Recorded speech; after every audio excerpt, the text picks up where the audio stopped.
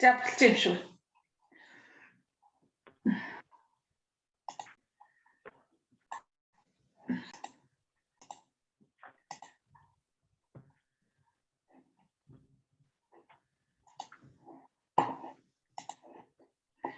So recording гинэ. За хэлээ. За Өглөөний бид нэр 2022 онд активуудын бид нэр 2 жил сар болгон челленж хийсэн шүү дээ. Энэ жилийнхаа челленж нь болохоор ямар байсан бэ гэхээр яг нөгөө нэг активуудаас челленжүүдийн саналыг аваад хамгийн их санал авсан челленжүүд маань сар болгон нэг нэгээр зохиогдож явж байгаа. Тэгээд 4-р сарын челленж болол бага профайлын гүйцгээгээд манай актив комедиан Гантия маань наацсан челленж байгаа. Тэгээд 4 сарын 8 хүртэлцмөр бол бага бүрдүүлэх хугацаа өгч байгаа тий. За харин 8-наас эхлээд яг нөгөө гүйлт маань эхлэж байгаа. За тэгээд энэ тухай манай Гантия илүү дэлгэрэнгүй мэдээлэл өгөх хаа. За юу юм гана? Нам тавь. Хөдөлмөрийн чадвараа түр алдтал гэртэл байж байгаа гэдэг. За энэ челленжний маань яг ерөнхий санаа нь болохоор яг нөгөө нэг багаараа амжилтыг яг багаараа гаргая гэсэн ерөнхийдөө нөгөө санаа байгаа. За тэр нь юу вэ гэхээр ер нь бол нөгөө айгүй ойлгомжтой гэдэг байхгүй. Тодорхой нэг цэгээс эхлээд челленж маань яг дуусахтаа тэр цэгтээ дуусах ёстой юм. За тэгээд нөгөө жишээ нь одоо баг 4 үнэтэй байлаа гэхэд хамгийн ихний хүн одоо Сүхбаатарын талбай дээрээс эхэлсэн бол хамгийн сүүлийн 400 км-ээс Сүхбаатарын талбай дээр л уг нь бол дуусах ийм челленж ахгүй юу. Тэгээд одоо нөгөө энэ юу вэ гэхээр яг нөгөө баг болж ингэж оролцож байгаа бол нэг яг нөгөө ойлголт гэсэн л тийм санаа гаргаад байгаа. Эхний хүн одоо нэг газар дуусахад яг дараагийн хүн тэр газраас эхлээд дуусгаад тэгээд дараагийнхаа хүнийг одоо нөгөө нэг энэ цэгээс эхлэрэ гэдэг тийм юугаар л өгөөд явахсан. Тэгээд яг л эхлэн тэгтэл хамгийн сүүлийнх юуг энэ дээр дуусна. Тэгээд баг нь бол одоо яах юм те хэдэн үнэтэй байх нь хамгийн багадаа 3 үнэтэй л бай те. Тэгээд дээшээ яг хязгааргүй л авчих уу. Тэгээд хэдэн үнэтэй гол нь нөгөө багийнхаа гишүүдийн тоог үржих нь 100 гэдгийг л ойлгох хэрэгтэй тий. Тэгээд яг 3 үнэтэй баг байх юм бол 300 км, 4 үнэтэй баг байх юм бол 400 км. Гэхдээ нөгөө гишүүн бүхэн заавал 100 хаалцгүй. Ер нь бол нөгөө нэг яг л баг гэж багийн адилхайг харуулах гэдэг болохоор одоо нэг гишүүн 150, нөгөө гишүүн 50, нөгөөдөл нь 100 ч юм уу тийм байж болно. Гэхдээ хамгийн багадаа нэг гишүүн 20 км гүйцэн байх хэрэгтэй гэж байна. Тэгээд нэг гишүүн 20 км хамгийн багадаа. Тэгээд тэрнээс дэшээ хийж болно. Одоо 4 гишүүнтэй баг байх юм бол 3 нь 20 60 гүгээд нөгөөх нь 340 гүйсэж болно. Баг авахын тулд тэгчл яа тий. Тийм гэсэн. Тэгэхээр ингэн гэсэн үгтэй багийн доод гишүүдийн тоо нь болохоор 3. Тэгээд нэг багийн гишүүн хамгийн багадаа 20 км гүйхстэй. За тэгээд 20 км-ээс дээшээ хэрэг гүйж чадахгүй бусад багийн гишүүд нь хизээч хамаагүй нөхөж гүйж болно. Тэгээд нэг одоо 5 гишүүн ч юм уу ярилцж байгаа. За цөмөрөө эндээс эхлэе гингүүтээ нэг цэгээс эхлэх нь хамгийн гол зорилго нь яах вэ гэхээр тэр цэг дээрээ хамгийн сүүлийн юм маань сүүлийн километрийг хийж дуусгах нь шүү дээ тий. Тэгээд яг юу танаа нь болохоор нөгөө нэг одоо манай нөгөө гүйдэг активууд маань ингээд ерөнхийдөө нэг гэрийнхаа ойролцоо нэг тодорхой гүйдэг поинттай тэрэн дээрээ гүйхгүй ингэж бас нөгөө газар үтээсээ гэж бас өөрөөр байгаа байхгүй өөр газар гүйгээд бас нөгөө дараагийнхаа гүйдэг газруудыг солиод нэг л газраар нэг тийм юу биш ингээд нөгөө өөр газрууд дээр очиж бас гүйгээд тэгвэл бас гоё юм болоо гэж бодохгүй юу. Баруун амьдардаг хүмүүс зүүнд амьдардаг нь баруун руу гэх юм уу тийм. Тэггүй л уг нь гоё яваад байгаа байхгүй. Тэгээ бас нэг танаа хийж өгөхөд машинтайгаараа явчихсан болохоор байгаа тийм. Эхнийхээ үнийг гүйлгээд 10 км-ийн цаана хүлээж байгаа дараагийнхаа үнийг ингээ яваад нэг жолоочоос авчихлаа. Жохон тийм нэг гоё экстрем ч юм уу тийм нэг тийм гоё хийвэл нэг яг л нэг доороо ингээд нэг эргэлдэл нэг хідэн маршрутаараа гүйдэг биш нэг тодорхой өөр Улаанбаатараас гарч сэтгэдэг ч юм уу. Тэгээд тийм байвал гоё юм уу гэж. Тэгээд нөгөө багта Улаанбаатарт байхгүй хүмүүсийг хоёулаа яаж хийдэг вэ те? Харин тийм те орон нутгийнх нь болон гадаад байгаа хүмүүс байгаад байгаа ш те. Эсвэл нэг гадаад байгаа хүмүүс чинь Улаанбаатарт байгаа хүмүүстэй бас холилдсон багууд бас байгаад байгаа байхгүй. Тэрэн дээр хоёулаа яг яах вэ? Би бас ингэж бодлоо.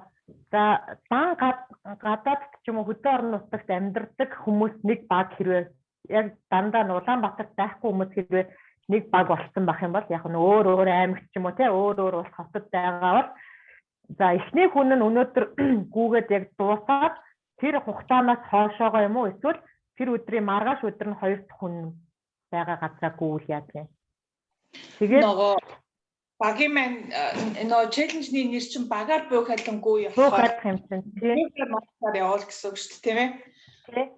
Тэгэхээр одоо өнөөдөр Солонгос би одоо өглөө 8-аас 10-д гүйсэн байлаа гэхээр 10 цагт дууслаа гэхэд дараагийн хүн яг тухайн өдрөө хэрвээ гүүхээр авах юм бол давхцаж гүйхгүйгээр тэр хугацаанаас хоошоогоо гүйн. Эсвэл маргааш өдөр нь би ингээд дууслаа дараагийн хүн тэр гэдгээ яг нөгөө нэг албан ёсоор хэлээд тэр хүн ингэж гүйгээд яваад ивэл арай бас нөгөө сүүл дүгнээд яхад бас арай ойлгомжтой болох бах тий. Тийм байна тий. Тэгээд эдгээр ч юм болохоор нөгөө яг хоорондоо хэрвээ ярьсан байх юм бол тэр нөгөө 20-оос 100-ийнхаа дотор гүүхээ ерөнхийдөө бол нөгөө энийг болохоор ингэж яачаад Монголд байгаа хүмүүс гадаад ч юм уу хөдөө орон нутагт байгаа хүнтэй баг болсон байх юм бол тэр хүн нь Улаанбаатарт байгаа нь яг нөгөө саяны журмаараа буухайлаад хол байгаа хүн нь болохоор яг 100 км-ээр яг албан ёсоор гүйчих үү. Тэгвэл арай ойлгомжтой. Тэг тахурх уу. Тэгэхээр ингэн гэсэн үг Улаанбаатарт байгаа хүмүүс нь гадаад байгаа хүмүүстэй нэг баг болсон тохиолдолд Улаанбаатарт байгаа хүн ихтгэл цэгээ тавиад төгсгөлийн цэгээ бас дуусгах нь шүү дээ тийм үү? Тий. Тэгээд гадаад байгаа хүн нь бол хаана гүйх нь хамаагүй яг 100 км-ээр гүйцээгээл яг тэр багийнхаа юун дээр мэдээлэлд оруулаад явчих гэсэн үг тийм. Тэгэхээр нөгөө гадаад байгаа зарим хүмүүс маань дөнгөж нэг анхлан гүйчдэж магадгүй шүү дээ. Тэгэхээр тэрийгэ цөмөр ядаж яах юм уу 50 юм уу 60 км гүйн гэж тохирох юм уу? Харин тэгтээ 8-аас 30 гэхлээр 22 хоног байгаа шүү дээ уг нь. За яг 7 хоног ороо гэж яхаар уг нь бас бодвол болохоор тийм. За жоохон багцахгүй тэгвэл 80 болгочих уу? Тэгээд хөө. Тэгээ 80 болгочих. Тэгэхээр яг одоо албан ёсоор бол ингэж шүү дээ. Баг хамгийн багадаа 3 үнэтэй дээшээ бол хязгааргүй.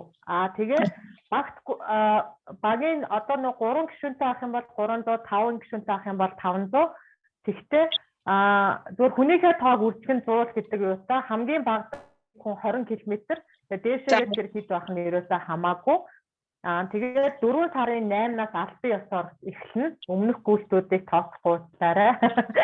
Тэгээд яг аль цэг дээр эхэлсэн тэр цэг дээрээ буцаж дуусна. Нисгээс эхэлсэн бол өөр газраар явж байгаад нисгтээ дуусна. Нисгэх дотроо тойроод байхгүй тий. Одоо жишээ нь өөртөө арай ойрхон. Тэгээд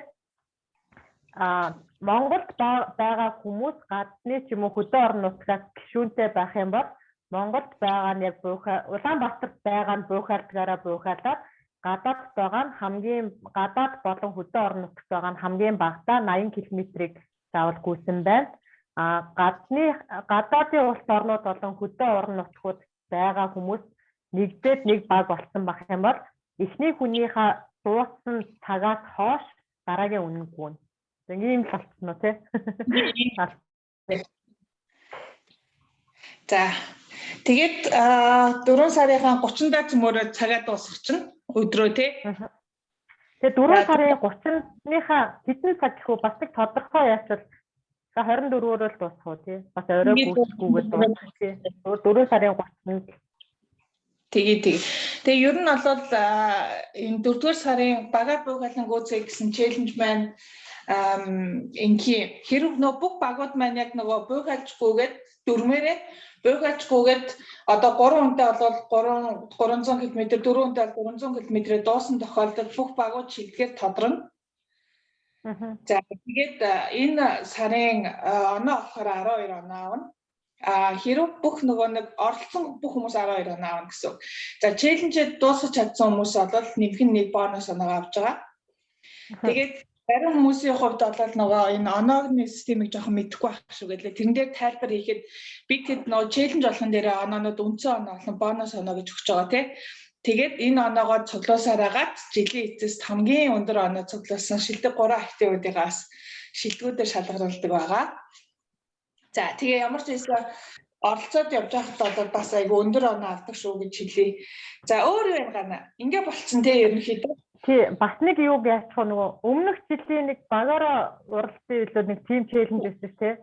Тэрэн дээр ч нөгөө нэг төрүүлж дууссан юу яана гэсэн ойлголттой яваад исэн билүү төрүүлжлээ. Тэрэн дээр ч нэг жоохон асуудал үүсээд яг нөгөө юмнуудаа шаардлагуудаа хангасан уу юу гэдгээр нөгөө сайн гүйдгүүд нь төрүүлээд одоо 20-нд дуусчлаа гэхэд тэр яг нөгөө шалгарсан гэж тооцохгүй галсан ёсоор хэлээ. Яг нөгөө яг бүх нөгөө тэгэхгүй нөгөө айгүй хэцүү нөгөө анхлан гүгч олонтой багууд ч бас цаг саамнаас ахуулаад яг 30-даа дууссан нэг 20-нд дуусаад манайх төрүүлсэн гэж хэлж биш.